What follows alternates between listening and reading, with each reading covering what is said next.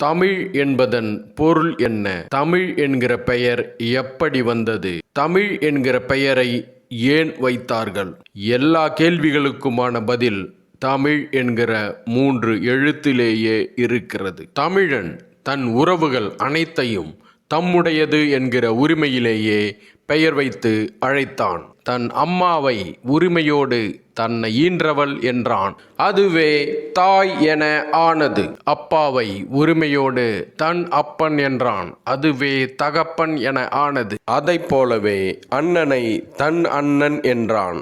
அதுவே தமையன் ஆனது. அக்காவை தன் அக்கை என்றான். அதுவே தமக்கையானது. அதைப் போலவே தன் பின்னவன் என்பதே தம்பியானது.